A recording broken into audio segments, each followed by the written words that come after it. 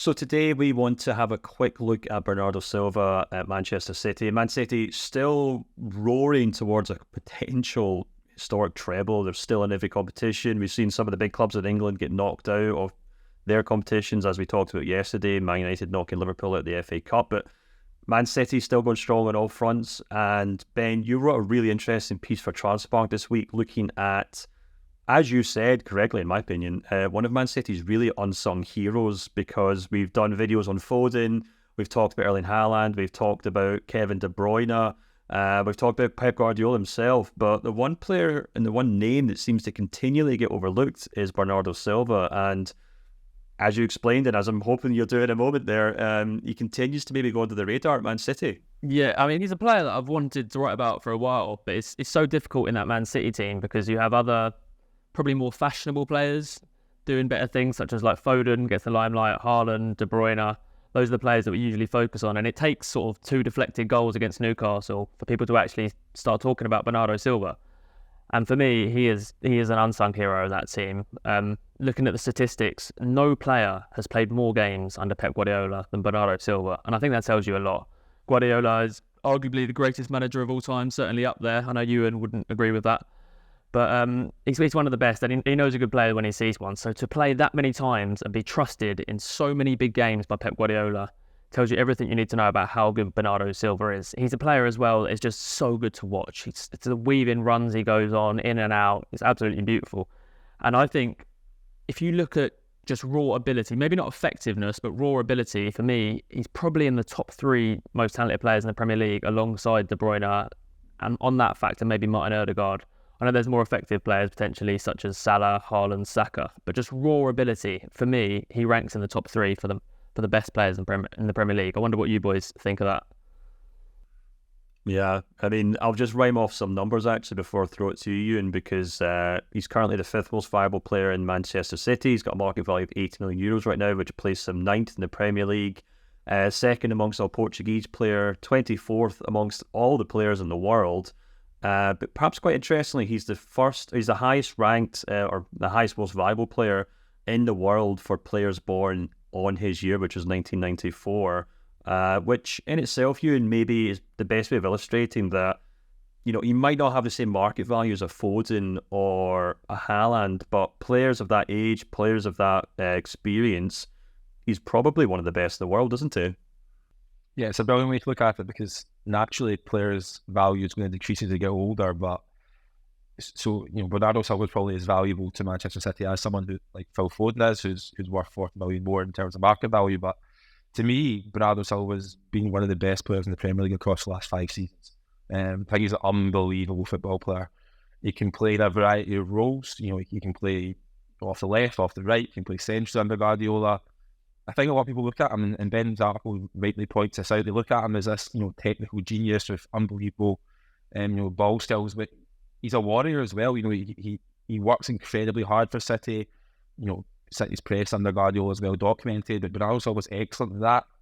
He's quite good in the tackle. He's quite ferocious, and he can be a little bit nasty at times. He kind of goes under the radar as well. You know, he's not scared to put his foot in, and especially kind of tactical fouls and break up the play, which, you know, Man City are obviously so good at under Guardiola. I think he's a tremendous footballer. I think he's one of the players that, you know, when he retires, people might appreciate him more than they do at the moment.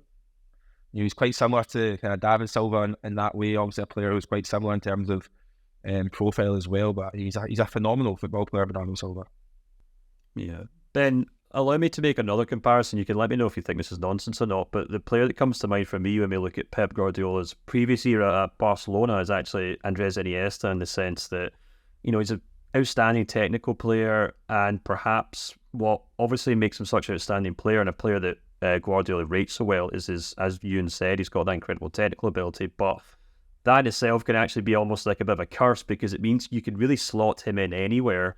And after you wrote that article, we were actually talking about the way that in the clash against Manchester United in the derby recently, Pep opted to take off De Bruyne instead of Silva so he can move Foden into that number 10 role, which you could maybe... I mean, obviously, if anyone who watched that game will remember that, you know, Kevin De Bruyne wasn't best pleased about being pulled off, but you can understand why, from a tactical point of view, someone like Bernardo Silva is actually more useful than a De Bruyne sense, because He can play on the left, he can slot on the right, he can play number 6, he can play number 8, he can play number 10.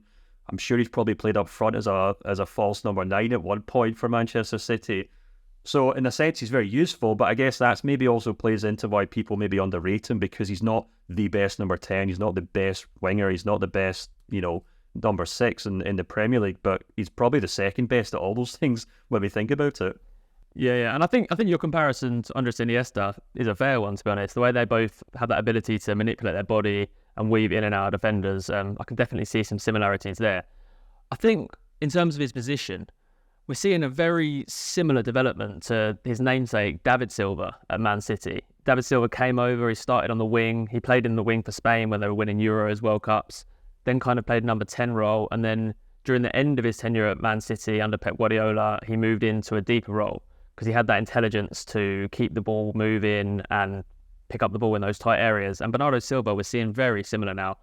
And like you say, with that example of De Bruyne coming off, I don't think Pep Guardiola trusted De Bruyne to come into that deeper role alongside Rodri, whereas he knows what he's getting from Bernardo Silva there. He knows the team's going to be more balanced, and it makes more sense in that scenario to bring on Kovacic and then allow Foden into that role.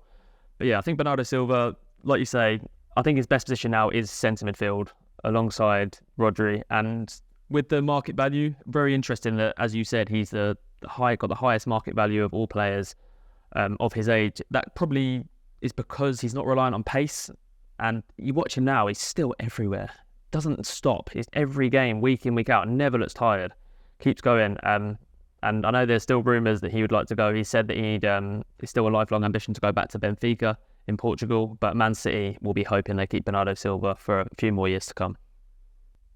Yeah, that's maybe a good way to kind of wrap this up, Ian, before we do finish, talk about his future, because another thing that maybe plays into where maybe fans who don't support Man City maybe assume that he's not the highest rated player there, because it seems like every summer he's linked with a move to Barcelona, Real Madrid, whoever else, as if Man City are kind of desperate to kind of move him on, which, as Ben's piece makes clear, could be further from the case.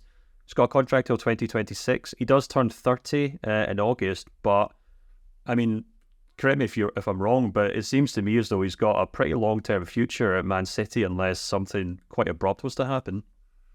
Yeah, I don't think they want to lose him. And he's a player who can probably play into his mid-30s certainly, and still play at a high level. He's been like with PSG a lot recently, hasn't he? But you look at PSG's transfer model and policy, that's shifted recently. Kind of moved away from signing kind of older players for big money, and they focus on signing youngsters. I think Silva will probably stay at City, but unless he wants to go and try something new, they maybe want to go in Spain and experience another culture before going back to Benfica. City are probably going to have the Gundogan transfer in mind as well. They might have regretted letting him go to Barcelona last summer. They might think, let's not make this mistake twice and try really hard to keep hold of Bernardo Silva, because ultimately, if he wants to win trophies, there's no better club in the world to be at the moment than Manchester City. Yeah, absolutely. Well, you guys can let us know what you think in the comments below. Do you think Bernardo Silva is underrated? How do you rate him amongst all of Manchester City's players? Do you think he's maybe in the top 3, the best players in the Premier League, as Ben says? Like I said, let us know in the comments below. And until next time, we'll speak to you soon.